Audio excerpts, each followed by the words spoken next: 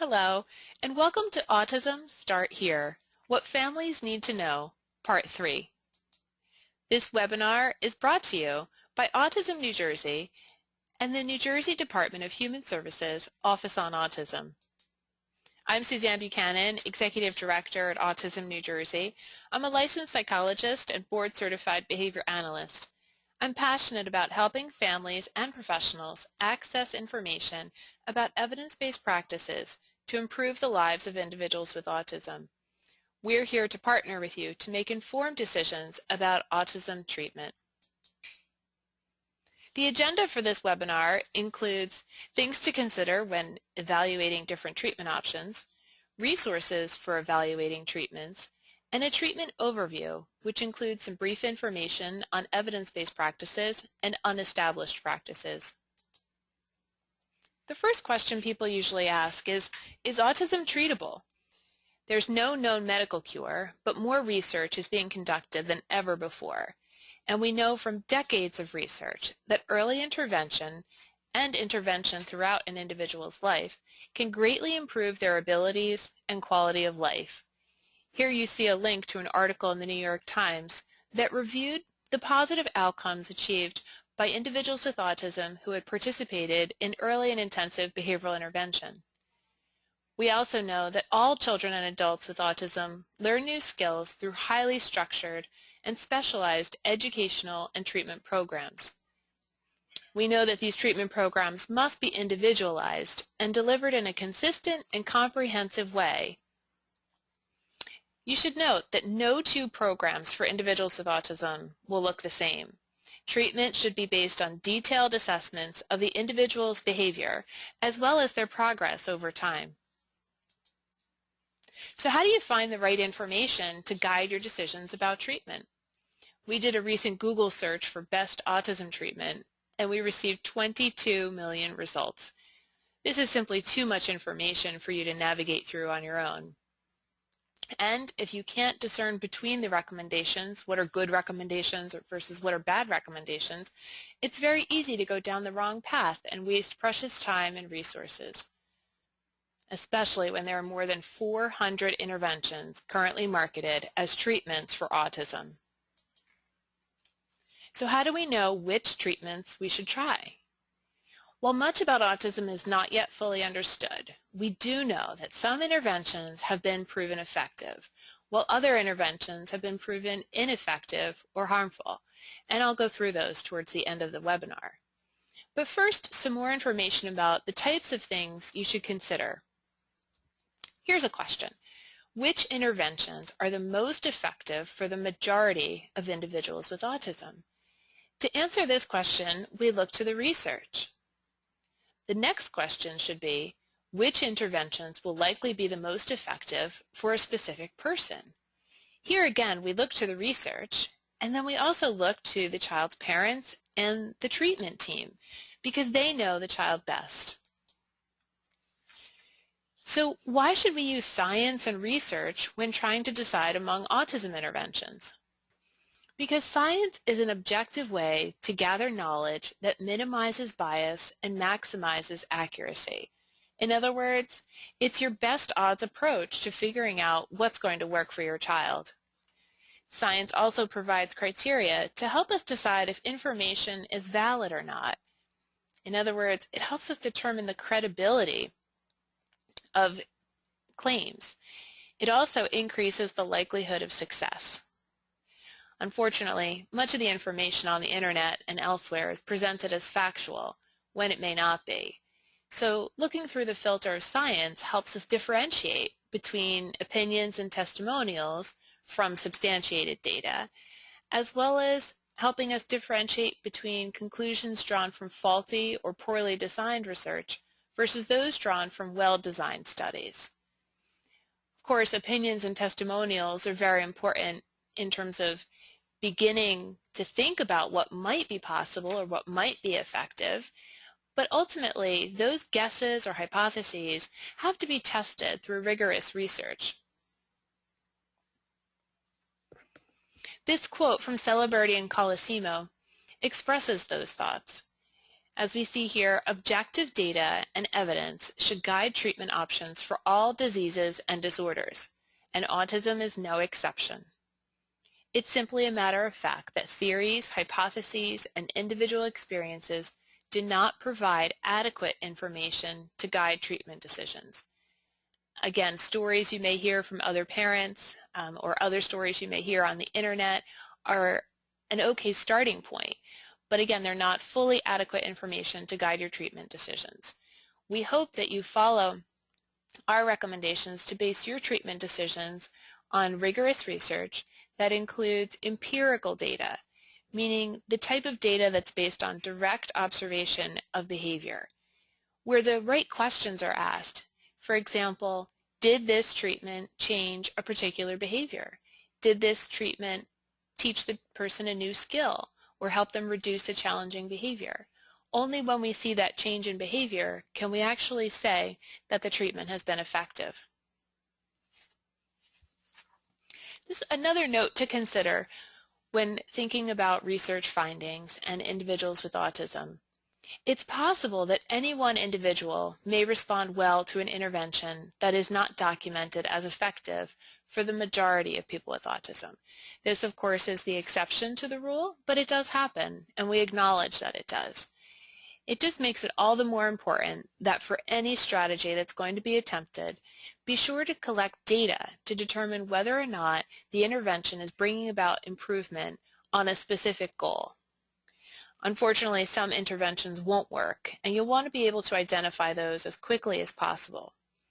And in terms of data collection, there are many user-friendly ways to collect data so that you can review progress and see if any changes to the programming or the interventions need to be made. Here's a note about therapy versus recreation. We hear a lot of times that particular interventions or activities make the claim that they are therapeutic. But it's important to remember that treatment or therapy is not a matter of whether the individual with autism enjoys the activity, although many individuals do enjoy therapy time, but whether or not it directly brings about change in their behavior. We really readily acknowledge that many activities advertised as therapeutic may have an important place as rewards or as leisure activities. And of course, this is another important area of skill development for individuals with autism, play skills and leisure skills. So of course, recreational experiences are wonderful. We just want to make sure not to confuse something that's therapeutic as opposed to something that is recreational.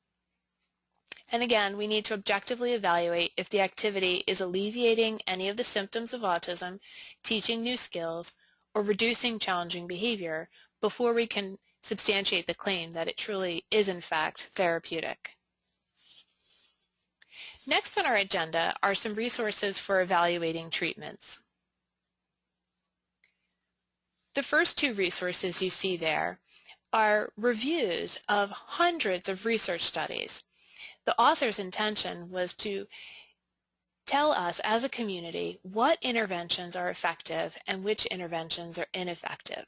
And so I'll go into these in a little bit more detail in a moment. The third resource is a book written by a parent called The Complete Guide to Autism Treatment, A Parent's Handbook. The fourth resource is Autism New Jersey's helpline. You can contact us at 800-4-AUTISM or visit our website at autismnj.org, where we have a number of resources to learn more about the range of treatment options, as well as how to be an informed consumer. The next part of our agenda is the treatment overview. And here we go back to that second resource I just mentioned, which is a document entitled Evidence-Based Practices for Children, Youth, and Young Adults with Autism Spectrum Disorder, published this year in 2014. The National Professional Development Center, the author of this guide, used rigorous criteria to determine whether a practice was evidence-based. They found 27 evidence-based practices as established through peer-reviewed research in scientific journals. The authors note that every identified practice is not necessarily appropriate for every learner, and these interventions will be most effective when carefully matched to a learner's specific needs and characteristics. So what are these evidence-based practices? Here you see we have reinforcement, differential reinforcement, prompting, video modeling, and antecedent-based interventions. Some of these terms, of course, have everyday definitions. However, in this context, they also have technical definitions as they are used by ABA practitioners. As you'll note here in the footnote, the evidence-based practices listed above and the other evidence-based practices in this report consist of interventions that are fundamental applied behavior analysis techniques. Applied behavior analysis is also known as ABA, and ABA practitioners can help you implement these procedures with precision so that they will be effective for individuals with autism. Here's a brief review of what each of them are. Reinforcement refers to a relationship between a behavior and a consequence that increases the likelihood of that behavior occurring again in the future. There are many different types of reinforcement. Differential reinforcement is one example. Differential reinforcement provides more reinforcement for desired behavior and less or no reinforcement for undesired behavior. Prompting means cueing the learner throughout the instruction through either gestural, verbal, or picture prompts. Video modeling is, of course, using videos to show the learner what is expected in a step-by-step way. And antecedent-based interventions are a collection of strategies that change the environment to reduce the likelihood of challenging behavior occurring in the first place. So these interventions are done before the challenging behavior happens, thus the term antecedent-based intervention. These could include things such as providing the learner with choices, providing the learner with short breaks, and modifying the teaching materials. To learn more about these and other evidence-based practices, please review the National Professional Development Center documents and fact sheets on these interventions, as well as Autism New Jersey's publications. There are 2 FDA-approved medications to treat specific behaviors related to autism. Abilify and Risperidol may reduce tantrums and aggression in children with autism who display high levels of these behaviors. It's important to note before beginning any medication to treat the symptoms of autism that the entire team should operationally define the behaviors that the medication is targeting and create a data collection plan to allow for frequent review and database discussions among the entire team, the physician, the behavior team, the entire treatment team, including the parents.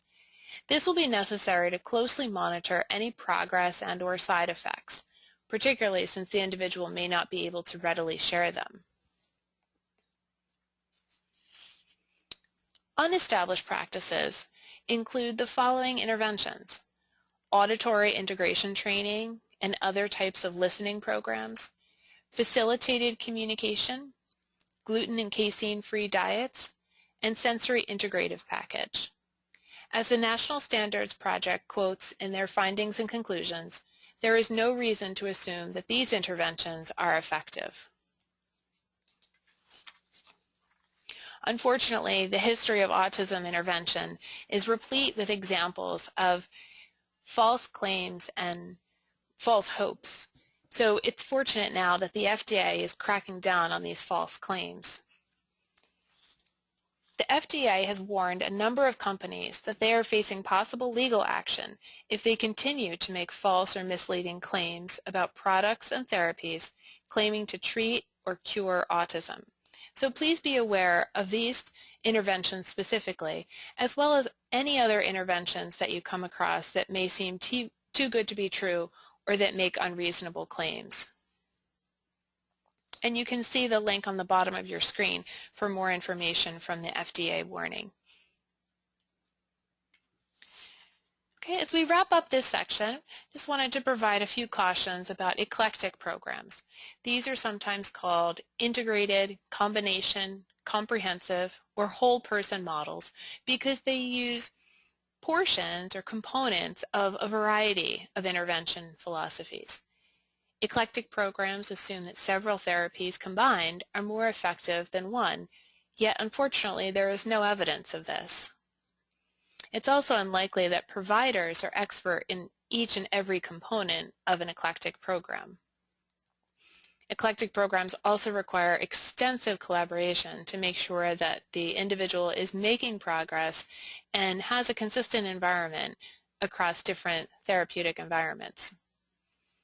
Finally, eclectic programs can take time away from interventions that have been proven effective for the individual. So again, overall, it's important to identify each of the interventions that are being used and try to determine the effectiveness of each of those interventions so that the individual with autism is only participating in those interventions that have been most effective. Here are 2 resources to help continue your journey in terms of becoming a more informed consumer about autism intervention. This is the cover of the document entitled Autism: Navigating Through the Maze, A Family's Guide to Navigating the New Jersey Service Systems for Individuals with Autism Spectrum Disorders and Other Developmental Disabilities. It's published by the New Jersey Department of Human Services Office on Autism. It's now in its 2nd edition and is chock full of information about service delivery systems and how to access them. You can also call upon us at Autism New Jersey. Our helpline can be reached at 800-4-AUTISM, as well as our email address, information@autismnj.org. Please also visit our website, autismnj.org, to find more information, referrals, and many other pieces of information about autism. We hope you found this webinar on autism treatment helpful, and we look forward to hearing from you.